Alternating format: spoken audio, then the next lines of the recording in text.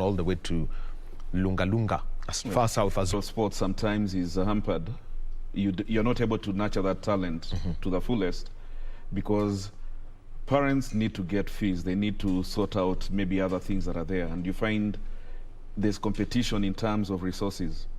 So amongst the Tucheze Table model that we have done is we came up with a scholarship scheme that we started.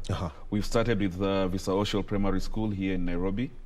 And then there is St. Monica's in Kitale and St. Joseph in Kitale. So each year they take 5 slots. 5 of our players are able to be put into those schools. Because what we are looking at is not just the playing. For us, we want to get educated players coming out at the end.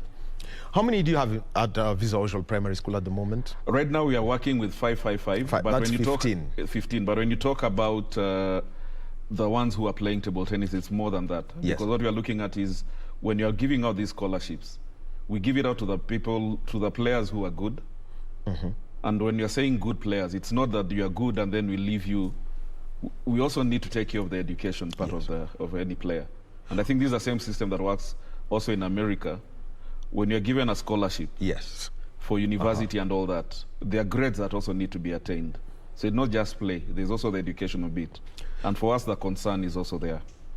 Also, as Table Tennis Kenya, Kenya's top player has received the Olympic scholarship. Brian, tell us about his progress and the impact of that Olympic Solidarity Scholarship that he got. Brian Mutua got a scholarship through the Olympic Committee, let me say the International Olympic Committee Solidarity Program. Now, we took him to Denmark, where he trained before the All-African Games. When you talk about exposure is a continuous process. It is not a one-off.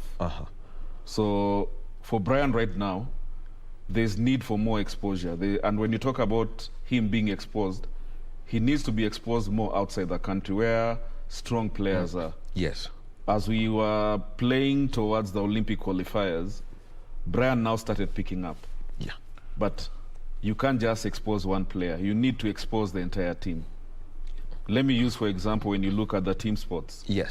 You cannot expose just one player of a team sport. You need to expose the entire team. So that is it. All right. Now, the other thing that would that has been happening is that you've got Kenyans who have now joined before I even get back to competitions, who've joined the Table Tennis Africa bureaus. We've got Samson Ateka in the Media Commission and Kennedy Otieno, also in that technical. Tell us about their appointment, because you are deputy president for Table Tennis Africa. Yes, I'm the deputy president of Africa Table Tennis Federation. Now, when I got that position, Kenyans were saying Kenya will now benefit, but that position is for Africa. Now, the advantage that we can always take, and which Kenyans need to, is we've managed to get 6 of our officials getting into the continental body subcommittees or commissions. Now, it is within those commissions that, as a country, we are able to grow in different aspects of development of the sport.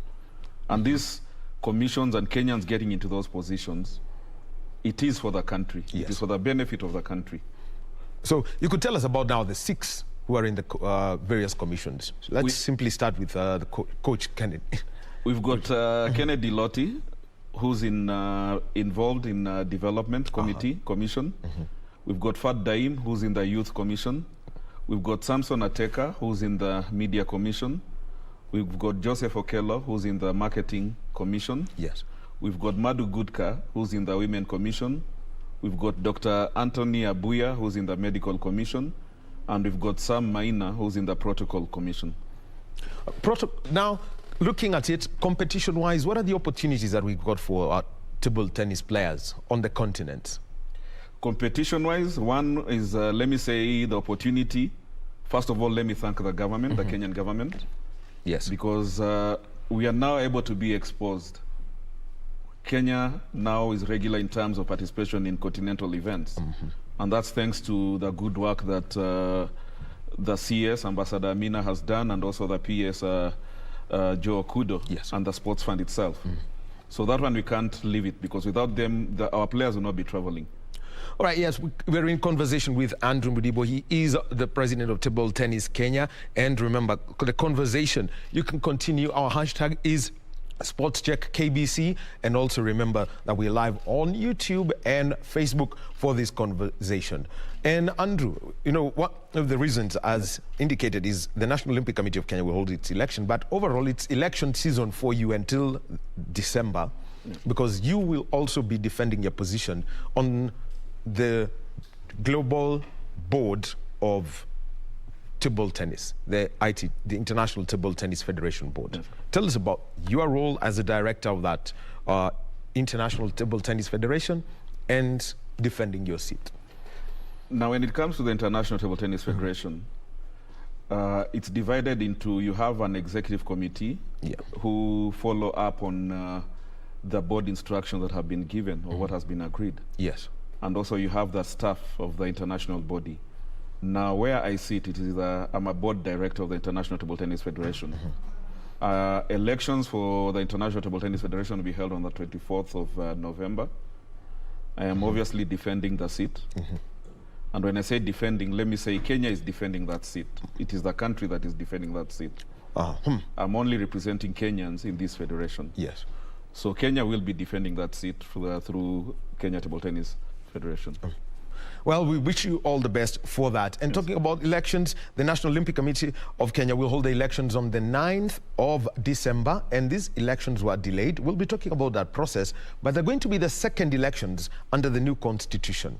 In 2016, after the Rio Games scandal, a report was investigated into Team Kenya affairs. We know how it ended with former Cabinet Secretary Hassan Wario and 2016 chef de mission and was then Deputy Treasurer at NOCK, Stephen Arap Soy, being convicted for impropriety in the management of the funds, and the whole structure of NOCK changed. Andrew, you have been representing Table Tennis Kenya at the National Olympic Committee of Kenya. That 1 year between August of 2016 and the elections around September of 2017, what was the reform process of NOCK, from the structure to how the elections were done with the new board elected then? You know, before 2017, when we got the new constitution for the Olympic Committee coming into place, one of the things that we felt, that the entire family felt in terms of the sporting family, is that the executive controlled. NOCK was more like an invite organization. They invited you.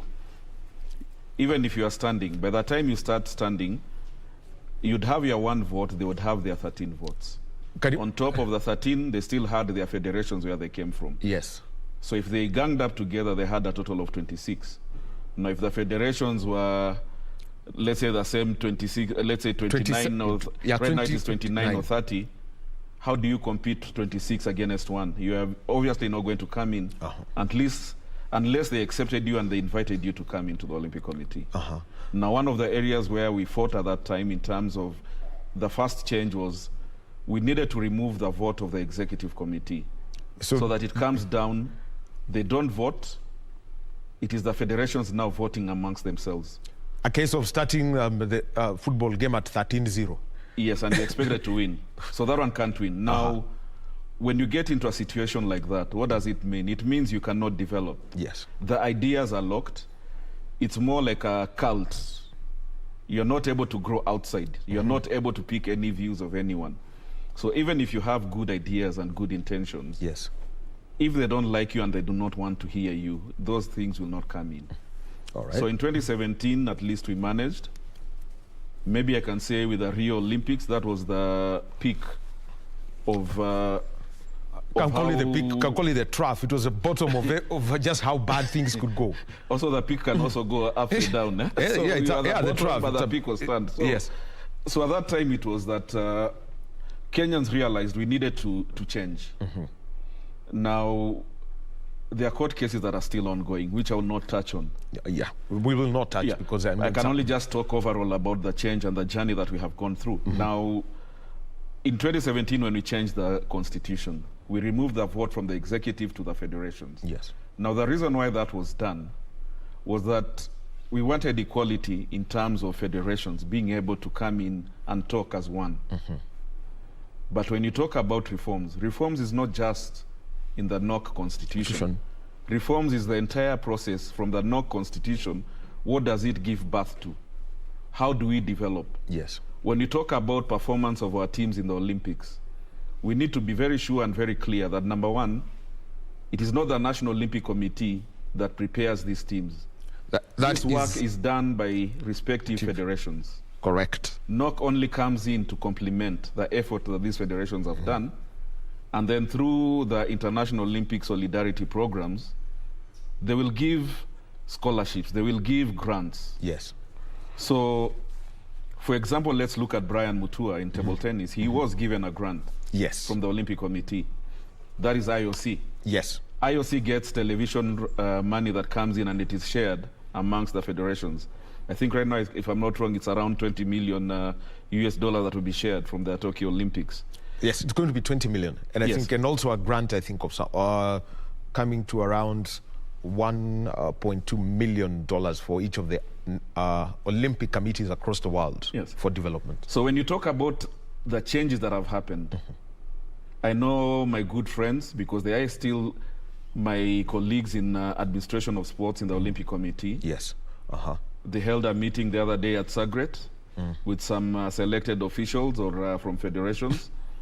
They came up with two excuses. One is that National Olympic Committee, the current one, they couldn't move far and work how they wanted because they spent 2 years cleaning up the image of National Olympic Committee.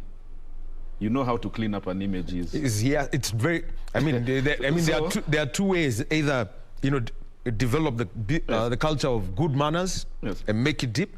The other one is run a PR spin. Yes, now, that one you need budget, you need also a focus. You need to involve everyone in doing that. Yes. The second thing, they said the other 2 years they couldn't move because COVID hit Kenya. No, it is not only Kenya that was hit with COVID. I mean, it is the entire world. It is the entire... Families have been affected. Each one of us we have people who we know who have been affected. Yes. Even me, I got COVID. So did it stop me from doing the work that is supposed to be doing? Actually, we're grateful that you've recovered. I am happy I recovered, and I thank God for that. Yes. Now, development of the Olympic Committee cannot be based on cleaning up of the image and talking about COVID. Development of the Olympic Committee must have a structure that all of us believe in, and we are part of it. And that is why when we come to the elections, today as I sit here, I want to give to the entire Kenyans a solution for the entire sports world, how things need to be done. So a question here, because last week, the acting Secretary General of the National Olympic Committee of Kenya, Francis Mutuku, was on that same seat. And there is something he brought out that was there, is that the conversations that are there is not about allowances like was in 2016. It was not about uniforms like was in 2016, but about the performance of the teams. Because Kenyans really raised a lot of noise, and especially when the steeplechase golds went to other athletes.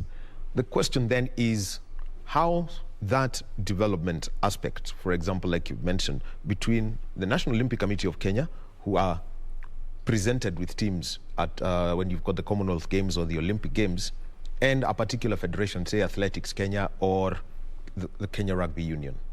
You know, it's good he was on this seat, but it is unfortunate when you start talking about allowances and uniforms. You are not elected there. And it is good you said he's acting. Yes, because FK as Paul. Acting, he needs to realize is that as officials, it is not about allowance. It is not about uniforms. It is about development. Yes, and actually that's things of allowances, things of uniforms. Those are primary things. Those even don't need to be discussed. They are things that need to be done in the right way. So if things are done in the right way, you don't even need to talk about it for you to be praised, to be seen you're doing. Actually, he actually said, just to use his words again, he said the conversation has moved away from this. It's now about performance. Now, the performance, let's look at the development. Yes. When you talk about development, and it is good that it is also listed in the Olympic Committee constitution, that they're supposed to assist federations in terms of coming up with the Olympic spirit, in terms of development. Now, it is not just performance when you talk about development. It can also be in terms of the managerial structures within federations. We'll be coming to that. Andrew, we're speaking with Andrew Mudibo. He's a candidate for the position of Secretary General at the National Olympic Committee of Kenya, and talking about development and his candidature for the Executive Board of the National Olympic Committee of Kenya. We now continue with our conversation around sport and the elections of the National Olympic Committee of Kenya, and what is needed within this body to make sure that it continues to play its role, working with federations to grow the sport as should be. We're with Andrew Mudibo, who is a candidate for the position of Secretary General. And Andrew, we were talking about the reforms that, initially, first of all, the reforms around the electoral process where, there was a case of 13-0 where the executive had it, but now it's all about how to collaborate to grow the sport. So Andrew, now, will you say how the solution that you have for sport, how do you intend to involve the Olympic Committee and the 31 odd affiliated federations? In fact, I would go further than the 31. The solution that I have is to involve the entire country, the different segments that are there. Yeah. And I'll just break it down in terms of what I have. Yes. And I believe this solution, right now it's all about all-inclusive for everyone. We need to take note that the only time we compete is when you're in a particular sport competing against an opponent. But when it comes to leadership, we all come from different federations. Can we say around 25 federations that are different? Yes, the voting federation this time would be voting, 25. Let's say 25. 25 voting federations. Let me just say 25 or so federations, other federations that are there. Now, when you come in as a federation, this is table tennis. Somebody's from athletics, somebody's from volleyball, somebody's from judo or any other sport. Why should I be competing against that person or that federation? And the rules and regulations are not the same for these sports. What we should be doing is to be complementing each other, because we are sitting together as a family, not as competitors. And that is why I'm saying what we need to do is all about all-inclusive. The same thing is happening when you talk about BBI. Everybody comes, we work together, we move together.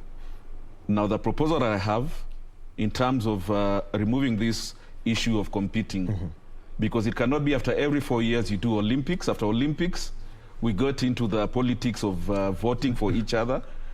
As a nation put it, some of us will be very good at taking selfies. Some of us will be very good at meeting in dark joints to strategize how those votes will be picked. But when you sit down there, you're not giving us a strategy of development and growth of sport involving everyone. Right now, it is good you've just seen Lieutenant General Ogola talking about the recruitment starting today. Yes. If I ask a question, in the whole NOCK setup, where is the Kenya Defense Forces included in terms of development? They're the ones who give us the best athletes. They're the ones who've given you the NOCK president. NOCK president through athletics. It is not through the Kenya Defense. It is actually through Athletics Kenya. No, NOCK president, he's an IOC member. So he's not sitting there because of KDF. Or AK. No, what I'm talking about here is we need to see KDF coming in as a major stakeholder, because they cannot be giving us all the best and you're not putting them there. The National we Police need Service teachers to be sitting here also. The National Police Service would also make the same claim. Yes. So in my model, the police will be involved, the teachers will be involved. Yes. Now let me just break it down for you. Okay. Let me work with a figure of 29, because that is what maybe we expect to be the vote count for these elections. Now my model is that with a 29, the NOCK president will be in a subcommittee, or will be overlooking a committee where you have the treasurer, secretary general, the head or a representative of Kenya Paralympic at a certain level, which is a bit higher. Yeah. Below them, or at a grade lower, you have the first deputy president and the second deputy president. Below them, each one of these ones, the first and second deputy president, they will be coordinating 3 committees. So in total, you're looking at 6 committees. Okay. So when you do the maths and everything, it will all lead back to 29. Now in these committees, all these federations will be represented, all the voting delegates of the federations, because these are the representatives of these federations.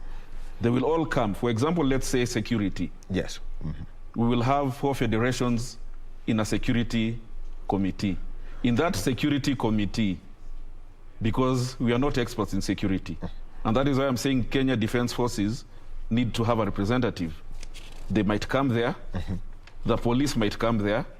We need experts who are experts in that field.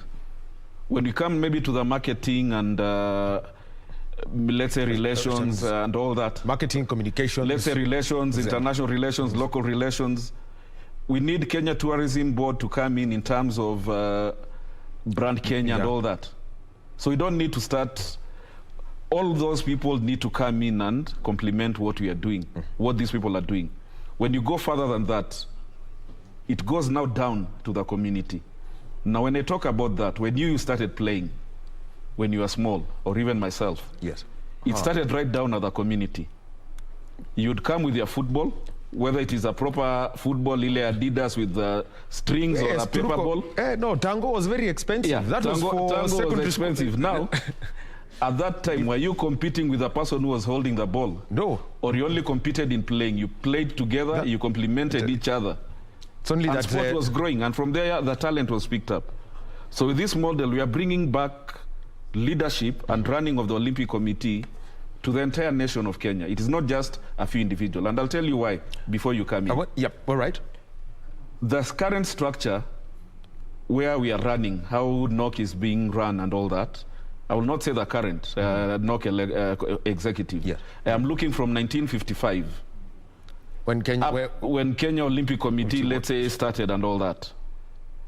For the Melbourne Games, I think. Yes. Now, from 1955 up to now, the current structure of the setup of the Constitution is where you give responsibilities to a selected few people. Now, what does that do? It makes you to be self-entitled. Self-entitlement comes in where you believe I'm amongst the 13. This is a very special group. I decide what goes, what doesn't. I decide if this is right or it is not. But the other model, it is not about the 13. It is about all of us sitting as one, because it is right from the bottom all the way up to the president. So let's come. You've mentioned about the 29 and about the 6 committees. Yes. But before I even break that down, the question then is, if you are to involve, say, the universities, they've got a big impact when it comes to maybe rugby. That's where you'd find some of them are university students, others are going through that path. Then you've got the National Police Service, that and the Kenya Defense Forces. Would be talking about them specifically when it comes to athletics. Maybe the prison service would come in. They have a big contribution when it comes to volleyball and the martial arts.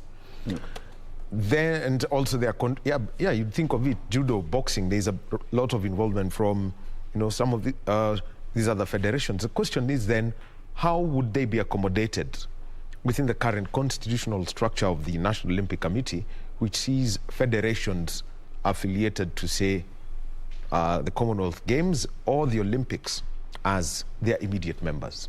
The vision of anybody who's elected is not about the Constitution. We need to grow outside the Constitution.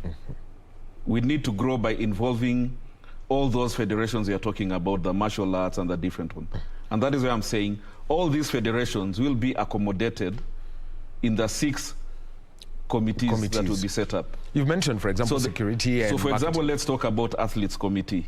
The Athletes Commission? Yes. You've got 2 representatives. So you'll have Humphrey Kayange sitting there, you will have, let's say, Helen Obiri sitting there. You will have the federations that are strong, maybe in youth development. Let's say Kenya Table Tennis can go in that committee. Because we need to complement the efforts that are there. We do not need to go there and compete against the people who are sitting in that committee. Because at the end of the day, when these Olympic Games come or Commonwealth Games come, the whole country is looking at the medal tally. True. So can we support ourselves to make sure that that medal tally goes up? How do we support it? If I start fighting somebody from martial arts, I know I'll be beaten up. But what I need to do is, can I complement them? Maybe table tennis is good in putting the development youth structures. They need to learn from me. Maybe they are good. For example, let's say rugby is good at making sure how you're able to move large contingents, you're able to run certain things. Now, when we do that, we are complementing each other. We are learning from each other. We are supporting each other. We are not competing against each other. So it is observed when the elections come, we talk about votes, but we do not talk about strategy. We do not talk about visions. So you've mentioned that the various committees. Next, I mean, something else that I would like, to bring in is the governance capabilities of different federations. We know that the National Olympic Committee of Kenya has excluded some federations from the elections because, without mentioning any, we know one where one is registered at the office of the sports registrar and another faction is registered at the global body. So in that case, they are at loggerheads. The loser is the athletes. How do you intend to strengthen this to ensure that there is a straight way of good governance to any federation that's affiliated to the National Olympic Committee? Good governance is not just reliant on the executive. It goes all the way down. And that's why I'm saying with this structure, it involves everyone. Even government officers will also be part of this. Because you cannot tell me that when national teams travel out of the country, we have government officers traveling with us. There is always but when it comes now to management and running and advising of these local bodies here, we do not allow them to sit with us. Now, when you talk about good governance, I think it's about time we need to go back and see where is this communication, where is it breaking? Before we say that the Sports Act was required, did the Sports Act resolve the governance issues? It did not. It hasn't yet. We need to sit down and say, okay, where are we not getting it right? And where we are not getting it right is by allowing a few individuals to run federations with self-entitlement. It must be all-inclusive. If you are talking about the issue, you are talking about this federation has been registered here and the other one has been registered with the international body, don't you think that is a matter that we all need to sit down? If it is from the office of the sports registrar, can we engage her? Even before those ones are done. And we don't need to fight with each other. We need to complement each other. Because the office of the sports registrar is there to complement the work of the federations. The federations also need to realize the office of the sports registrar or even the office of the CS or the PS, they all complement the development of sports. They do not compete with us. And to roll some of these impasse and working together, for example, the case of table tennis Kenya, there was a lull of something close to 10 years before an election was done. Yes. Court cases in and out. How did you manage this to get out of that impasse? One, let's say it was a season. Everything has got a season. And when the season, for example, there's a season of planting and there's a season of harvesting. Yes. You need to plan ahead. So it is the same, in the same situation. We needed to plan ahead, we planned ahead. We put in our vision of what needs to be done from the structures. Because at that time, all the structures collapsed. It took us, I can say, close to 6 years trying just to put in structures to rebuild it again. Now, if we had not wasted those 9 years, right now, Kenya table tennis would be very far. We would not be talking about the same things we are talking. And that's why I'm saying again, if we are complementing each other as federations, these fights will not be there. Yes. So 4 years from now, when we come after Paris, I believe the next elections of the Olympic Committee should not be a competitive election.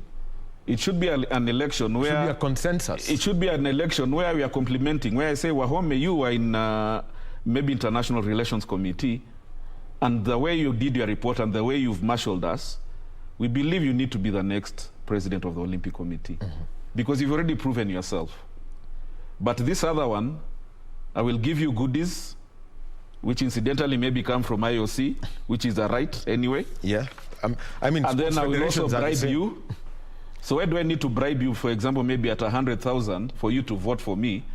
And you break that 100,000 in 4 years, that's 2,083 shillings per month. And then you still want to come here and say, we will get another Eliud Kipchoge. You will never get an Eliud Kipchoge with 2,083.